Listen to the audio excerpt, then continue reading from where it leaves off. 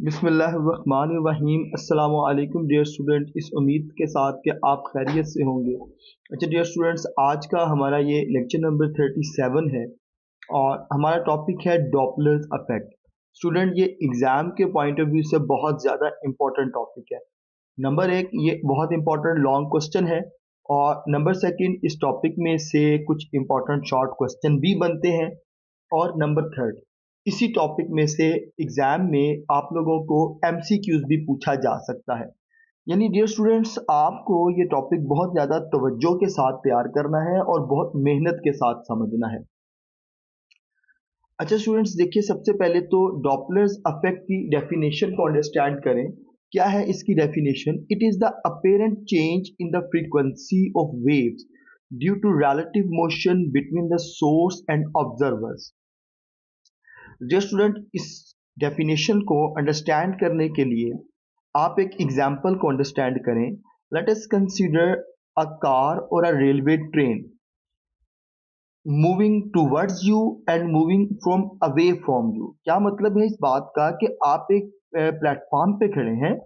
इस प्लेटफॉर्म के ऊपर से एक ट्रेन गुजर रही है। एक ऑब्जर्वर के ये करीब जा रही है और दूसरे ऑब्जर्वर से ये अवे जा रही है। ये ट्रेन साउंड वेव प्रोड्यूस करती हुई जा रही है, ये हॉर्न विस्टल करती हुई जा रही है, ये हॉर्न बजाते हुए जा रही है। तो जैसे जैसे ये ऑब्जर्वर के करीब जाती जाएगी, ये ऑब्जर्वर डी जो सा है, इसको साउंड की हाई फ्रीक्वेंसी सुनाई देगी क्योंकि ट्रेन इसके करीब जा रही है। लेकिन ये जो ऑब्जर्वर सी है, इसको साउंड की जो फ्रीक्वेंसी है वो लो सुनाई देगी क्योंकि ये ट्रेन इस ऑब्जर्वर सी से क्या कर रही है, दूर जा रही है। तो स्टूडेंट, जो फ्रीक्वेंसीज ऑफ साउंड है वो लो फ्रीक्वेंसी एक ऑब्जर्वर के लिए है और दूसरे के लिए क्या है, हाई है। तो ये जो फ्रीक्वेंसी में अपेरेंट चेंज है, इस अपेरेंट चेंज को आप कहते हैं डॉपलर्स इफेक्ट। यानी फ्रीक्वेंसीज का चेंज होना, वेव्स की फ्रीक्वेंसीज का चेंज होना। वो साउंड वेव्स भी हो सकती हैं, वो वाटर वेव्स भी हो सकती हैं, वो लाइट वेव्स भी हो सकती हैं। यानी हर तरह के जो वेव्स हैं, जो मैकेनिकल वेव्स हैं, उन सब में डॉपलर इफेक्ट एप्लीकेबल होता है। इलेक्ट्रोमैग्नेटिक वेव्स में भी डॉपलर इफेक्ट एप्लीकेबल होता है। याद रखिएगा ये बात, मैं दोबारा रिपीट करता हूं कि डॉपलर इफेक्ट मैकेनिकल और इलेक्ट्रोमैग्नेटिक वेव दोनों के लिए एप्लीकेबल है। ये बात आपने याद रखनी है। अब देखिए, जैसे जैसे ये ट्रेन, लेट्स सपोज यहाँ पे ये आपका ऑब्जर्वर स्टैंड कर रहा है 1, ये ट्रेन इसके करीब आती जा रही है तो साउंड जो इसको सुनाई दे रहा होगा वो बढ़ता जाएगा और जैसे ही ये ट्रेन इससे पास करके इससे दूर चली जाएगी तो जो साउंड इस ऑब्जर्वर को सुनाई देगा वो कम होता जाएगा। यानी number of frequencies to the wave approaching to the observer, इसके करीब आते हुए इंक्रीज होगी और number of frequencies of waves जब ये दूर जाएगा तो ये क्या होगी, डिक्रीज होती चली जाएगी।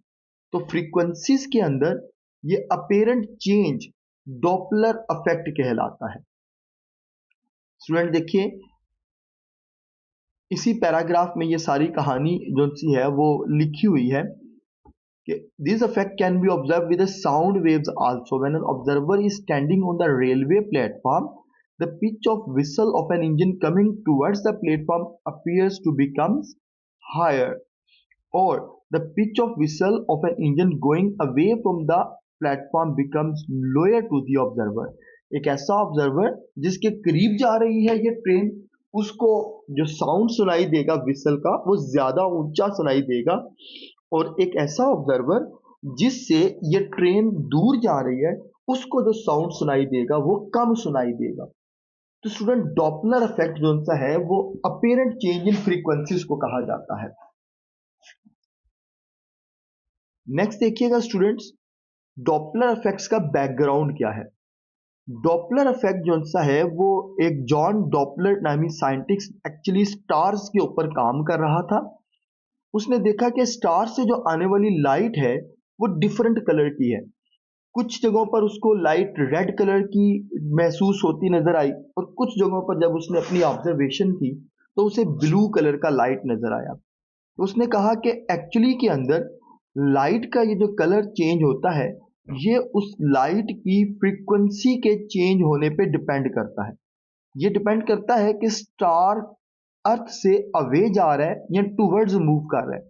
अगर तो वो अर्थ से अवे जा रहा है तो उसकी जो नंबर ऑफ फ्रीक्वेंसीज है लाइट की वो जमीन तक कम पहुंच रही हैं, और ऐसी सूरत में जो वेव कलर हमें नजर आएगा वो रेड शिफ्ट होगा, वो रेड साइड पर शिफ्ट होता जाएगा।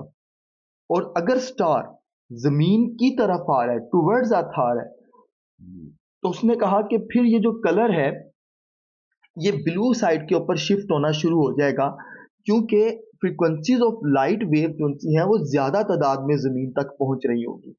तो फ्रीक्वेंसी ऑफ लाइट के चेंज होने से ये लाइट का कलर भी चेंज होता है। तो डॉपलर ने बेसिकली स्टार्स की स्टडी के दौरान जो है वो इस अफेक्ट को डिटरमाइन किया था। डॉपलर इफेक्ट के दो केस स्टूडेंट्स हमने यहां पर पढ़ने हैं। पहला केस है when the source of sound moves toward the stationary observer. एक ऑब्जर्वर प्लेटफॉर्म पर रेस्ट पर खड़ा हुआ है और एक ट्रेन उसकी तरफ मूव करते हुए आ रही है। ऐसी सूरत में जो साउंड है वो हम किस तरह से निकालेंगे? एक केस नंबर 1 है। दूसरा है when a source of sound waves moves away from the stationary observer. जब एक ऑब्जर्वर रेस्ट पर खड़ा है और ट्रेन विसल करते हुए उससे दूर जाना शुरू हो गई है, तो ऐसी सूरत के अंदर ऑब्जर्वर क्या महसूस करेगा या हम उसकी फ्रीक्वेंसीज को कैसे कैलकुलेट कर सकते हैं? ये दो केसेस हैं और दोनों ही बड़े इंपॉर्टेंट केसेस हैं। देखिए स्टूडेंट, सबसे पहले केस नंबर 1 को स्टडी करते हैं। When the source of sound moves toward the stationary observer. ये कंसीडर कीजिए एक ऑब्जर्वर है और इस तरह से एक सोर्स ऑफ साउंड इसके करीब मूव करता हुआ आ रहा है। देखिएगा दोबारा से इसको, एक ऑब्जर्वर रेस्ट पर है और सोर्स क्या कर रहा है? मूव कर रहा है, लेकिन टुवर्ड्स द ऑब्जर्वर मूव कर रहा है। एक स्टेशनरी ऑब्जर्वर ए और source moving toward the observer. अब स्टूडेंट, जो साउंड वेव्स इस ऑब्जर्वर तक पहुंच रही होंगी, लेट्स सपोज ये सोर्स की पोजीशन ए है। इस पोजीशन ए पर इसको हमने साइलेंट कर लिया, स्टिक कर लिया। इसकी एक पिक्चर ले ली कि इस जगह के ऊपर सोर्स की कितनी नंबर ऑफ वेव्स ऑब्जर्वर तक पहुंच रही हैं, और उनके दरमियान में वेवलेंथ जो सी है उसको लैम्डा से रिप्रेजेंट कर दिया। ये एरोस जो से हैं ये उस वेवलेंथ को रिप्रेजेंट कर रहे हैं जो कि साउंड सोर्स की वेव्स के दरमियान में है। ये सारी साउंड की वेव्स ऑब्जर्वर तक पहुंच रही हैं, इनके दरमियान में फासला थोड़ा ज्यादा है। अब ये ऑब्जर्वर अपनी रेस्ट पोजीशन पर है, लेकिन इस बार ये सोर्स मूव करके ऑब्जर्वर के करीब जा चुका है, यानी अपनी पोजीशन बी पर आ चुका है। ये पोजीशन बी ऑब्जर्वर के करीब तरीन है। इस पोजीशन पर नंबर ऑफ वेव्स तो ऑब्जर्वर तक सेम पहुंच रही होंगी जो साउंड्स प्रोड्यूस कर रहा है, यानी उसकी नंबर ऑफ वेव्स पर सेकंड उसकी बढ़ती जाएगी, और वेव्स के दरमियान में जो वेवलेंथ है वो स्मॉल हो जाएगा। अब वेवलेंथ क्या हो रही है? लॉन्गर से स्मॉलर की तरफ शिफ्ट हो रही है। तो देखिए student, when an source moves toward the stationary observer A, let's say source की वेलोसिटी यूएस है, तो ये वेव्स ऑब्जर्वर के करीब जाकर कंप्रेस्ड हो जाती हैं, यानी इनकी वेवलेंथ क्या होगी? कम हो जाएगी। तो कंप्रेशन ऑफ वेव्स किस वजह से है कि same number of waves are contained in a shorter space depending upon the velocity of source. Velocity of source कितनी है, वो कितनी स्पीड से इस ऑब्जर्वर के पास पहुंच रहा है। ऑब्जर्वर तक पहुंच के इसका जो स्पेस है वो कम, नंबर ऑफ वेव्स तो सेम रहेंगी, लेकिन ये वेव्स आपस में क्या होंगी? एक दूसरे के करीब आ जाएंगी, यानी जो फ्रीक्वेंसी है वो क्या होगी? इंक्रीज हो जाएगी पर सेकेंड नंबर ऑफ वेव्स। तो स्टूडेंट, चेंज इन वेवलेंथ को हम कैसे लिखेंगे? Delta lambda is equal to u s over f. ये फार्मूला आपका v is equal to f lambda वाले फार्मूले से ड्राइव किया गया हुआ है। तो सेम नंबर ऑफ वेव्स अगर शॉर्टर स्पेस में पहुंचे तो आपकी वेवलेंथ जो सी है वो लॉन्गर से शॉर्टर की तरफ शिफ्ट होती है। डेल्टा लैम्डा ए अगर आपने निकालना है, ऑब्जर्वर ए तक जो वेव्स पहुंची हैं उनकी वेवलेंथ कैसे है, तो एक्चुअल वेवलेंथ लैम्डा में से चेंज इन वेवलेंथ को आप क्या करेंगे, माइनस करेंगे। तो देखें, एक्चुअल वेवलेंथ का formula v is equal to f lambda से आएगा, v over f. Change in wavelength आपके पास किसकी है, ऑब्जर्वर की वजह से है, तो delta u s over f. Delta lambda में हम यूएस इसलिए लिखेंगे कि वेवलेंथ का चेंज इस सोर्स की वजह से हो रहा है। ये सोर्स मूव करता है तो वेवलेंथ की जो वेव की जो वेवलेंथ है वो चेंज रहती है। अगर ये सोर्स रेस्ट पर रहे, ऑब्जर्वर रेस्ट पर रहे, फिर तो इनके दरमियान में कोई भी जो सा है वो वेवलेंथ का चेंज शिफ्ट नहीं आएगा। इसका आप एलसीएम लें, सिंपल एफ ऊपर आ जाएगा v minus you of S. अब डेल्टा लैम्डा को कहते हैं डिक्रीज इन वेवलेंथ, एक्चुअली इसे डॉपलर शिफ्ट भी कहते हैं। स्टूडेंट ये याद रखिएगा, एक बहुत इंपॉर्टेंट शॉर्ट क्वेश्चन है। शॉर्ट क्वेश्चन आता है डिफाइन डॉपलर शिफ्ट। तो आप क्या डिफाइन करेंगे, जब सोर्स मूव करता हुआ ऑब्जर्वर के पास आता है, लेट से पोजीशन ए के ऊपर उसकी वेवलेंथ ज्यादा होती है, at some position its wavelength is greater, at position B near to the observer its wavelength decreased, so that decrease in wavelength is called the Doppler shift. Now student, number of waves received by the observer A in 1 second is calculated by the frequency f a is equal to v over lambda a। lambda a की value आप put करेंगे v divided by v minus u s over f। f ऊपर जाकर multiply होगा, तो frequency reaching to the observer a of the sound is equals to v over v minus us into f। v over v minus us will be greater than 1, ये value हमेशा greater than 1 होगी। तो आपके पास जो observer तक पहुंचने वाली frequency है वो क्या रहेगी, ग्रेटर रहेगी। तो देखें student, apparent frequency of a sound heard bye the observer increased when in turn will increase the pitch of the sound. तो डॉपलर की आप लोगों ने डेफिनेशन क्या पढ़ी थी स्टूडेंट, डॉपलर की डेफिनेशन आप लोगों ने यही पढ़ी थी कि फ्रीक्वेंसीज में अपेरेंट चेंज आता है। तो यहाँ केस नंबर 1 में आपने प्रैक्टिकली इसको प्रूव कर दिया कि जब एक ऑब्जर्वर जो सा है वो रेस्ट पर मौजूद है, एक सोर्स उसकी तरफ मूव कर रहा है, तो उस तक पहुंचते हुए जो साउंड का पिच है या उसकी जो फ्रीक्वेंसी है वो इंक्रीज लेवल की तरफ जाती जाएगी।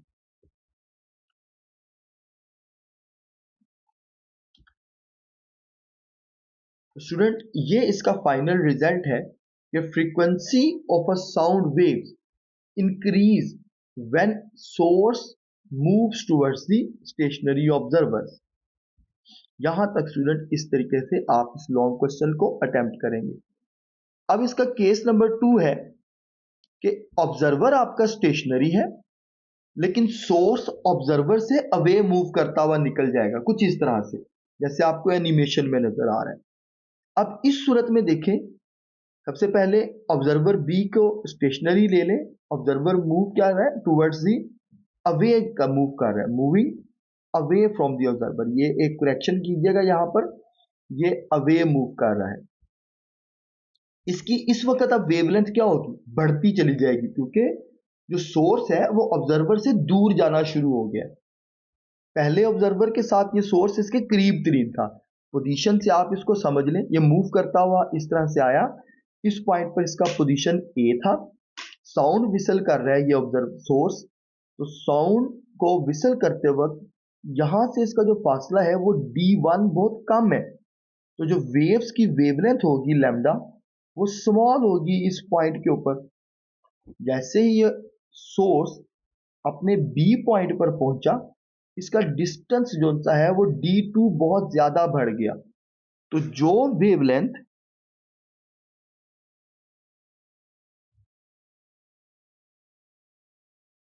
वेवलेंथ आपकी इस सोर्स की इस ऑब्जर्वर तक पहुंच रही होगी वो क्या होगी, स्मॉल से लार्ज की तरफ शिफ्ट कर जाएगी, और ऑब्जर्वर को जो साउंड सुनाई देगा वो कम साउंड सुनाई देना शुरू कर देगा। तो देखिए ऑब्जर्वर की जो वेलोसिटी है यू के स्टेशनरी ऑब्जर्वर के साथ सोर्स की वेलोसिटी वो यूएस है, तो चेंज इन वेवलेंथ किससे रिप्रेजेंट होगी, यूएस डिवाइडेड बाय एफ से। अब इस सूरत के अंदर क्या हो रही है, expansion same number of waves है, सेम स्पेस के अंदर है, तो मूव करनी है ग्रेटर की तरफ, शॉर्टर से लॉन्गर की तरफ। तो इस बार जो वेवलेंथ में चेंज आएगा वो डेल्टा लैम्डा इंक्रीज आएगा। लैम्डा की जगह पर क्या आ जाएगा, we over f. Delta lambda की जगह पर क्या आएगा, delta u f f. LCM लेंगे यहां पर एफ आ जाएगा, तो डेल्टा लैम्डा को आप क्या बोलोगे, इंक्रीज इन वेवलेंथ। इसको भी स्टूडेंट्स आप क्या नाम देंगे, डॉपलर शिफ्ट का। ये भी एक शॉर्ट क्वेश्चन है। अब स्टूडेंट यहां पर एक बड़ा इंपॉर्टेंट की पॉइंट, डॉपलर शिफ्ट की जब डेफिनेशन आए तो आप क्या लिखोगे, इंक्रीज और decrease in wavelength in 1 second. ठीक है, ये कंप्लीट आप डेफिनेशन को करोगे, इधर इंक्रीज और decrease in wavelength in 1 second is called Doppler shift. आप इसमें किसी एक केस को या दोनों केस को एग्जाम्पल के तौर पे भी लिख सकते हो, ताकि आप लोगों का जो शॉर्ट क्वेश्चन है वो बहुत अच्छे से तैयार हो जाए। अब स्टूडेंट्स इसकी डेरिवेशन है, number of waves receive by the observer B आपने कैलकुलेट करनी है। तो ये आपके पास क्या आएगी, F B is equal to V over lambda B. Lambda B की वैल्यू पुट करेंगे V plus U S divided by F. F दूसरी तरफ जाकर मल्टीप्लाई होगा, V over V plus U S into F आ जाएगा। We over V plus U S हमेशा greater than 1 होता है, ये वैल्यू आपकी लेस देन 1 आएगी हमेशा। तो जो ऑब्जर्वर बी की फ्रीक्वेंसी है वो आपकी फ्रीक्वेंसी कम होगी एक्चुअल फ्रीक्वेंसी से, यानी apparent frequency of a sound heard by observer decreased, which in turn will increase the pitch of sound, will decrease the pitch of sound। एक ऑब्जर्वर जब rest पर मौजूद है, एक सोर्स उससे दूर जाता जाएगा, तो साउंड के अंदर क्या आएगा, डिक्रीज आएगा, और ऑब्जर्वर को जो साउंड सुनाई देगा उसका पिच भी क्या होगा, कम होता जाएगा। तो स्टूडेंट ये बहुत ही एक इम्पॉर्टेंट टॉपिक था, इसमें शॉर्ट क्वेश्चन भी मैंने आपको मेंशन कर दिए, डेरिवेशन भी आपको अच्छे तरीके से क्लियर करवा दी। अच्छा स्टूडेंट्स, अब इससे रिलेटेड जो सा है वो नेक्स्ट स्लाइड में कुछ एमसीक्यूज हैं। पहले एमसीक्यूज देखें, केस नंबर 1 से रिलेटेड है। सायरन ऑफ फ्रीक्वेंसी 600 हर्ट्ज, एक सायरन है जिसकी फ्रीक्वेंसी कितनी है, 600 hertz, is moving towards the observer at 30 metre per second. एक ऑब्जर्वर की तरफ मूव कर रही है with the speed of 30 metre per second. ये ऑब्जर्वर याद रखिएगा रेस्ट पर है, और सोर्स क्या कर रहा है, ऑब्जर्वर की तरफ मूव कर रहा है। Speed of sound 330 metre per second है। What may be the observed frequency, आपने क्या करना है, ऑब्जर्व फ्रीक्वेंसी निकालनी है। ये पहला केस है तो आपने एफ ए निकालना है। स्टूडेंट फार्मूला मैं आपको बता देता हूं, V divided by V minus you of S into F. ये फ्रीक्वेंसी आपको गिवन है, ये V जो सा है वो यहां पर स्पीड ऑफ लाइट है, स्पीड ऑफ साउंड है सॉरी, ये आ जाएगा 330। ये भी कितना आएगा, 330। ये यूएस की वैल्यू कितनी आ जाएगी, ये गिवन है 30। तो आप लोगों ने ऑब्जर्व्ड फ्रीक्वेंसी निकालनी है कि ऑब्जर्वर एक कितनी फ्रीक्वेंसी को फील कर रहा होगा, ऑब्जर्व कर रहा होगा। स्टूडेंट इसका आंसर जो सा है वो आप कैलकुलेट करेंगे और कमेंट सेक्शन में लिखकर बताएंगे। इसका केस नंबर 2 है कि जो फ्रीक्वेंसी है वो 750 हर्ट्ज है। अगर ऑब्जर्वर को देखा जाए तो वो तो मूव अवे कर रहे हैं from the stationary observer at 20 metre per second. F की वैल्यू कितनी आ गई, 750। यूएस की वैल्यू आ गई 20 metre per second. Speed of light 340 given है। ऑब्जर्व्ड फ्रीक्वेंसी आपने निकालनी है, ऑब्जर्वर अवे मूव कर रहा है तो आप एफ डी वाला फार्मूला इस्तेमाल करेंगे, v divided by v plus u of s into F. F की वैल्यू गिवन है, v की value 340, u of s observer की value 20 metre per second given है। तो स्टूडेंट इसको सॉल्व करें और कमेंट सेक्शन के अंदर अपने आंसर को बताइएगा कि आप लोगों ने इसका क्या आंसर कैलकुलेट किया है। स्टूडेंट ये लेक्चर आज का यहाँ पर कंप्लीट होता है। हमारा जो नेक्स्ट लेक्चर है वो डॉपलर इफेक्ट की एप्लीकेशंस के ऊपर होगा, वो भी एक इंपॉर्टेंट लेक्चर है। आज के इस लेक्चर से सिर्फ इतना ही। अल्लाह हाफिज।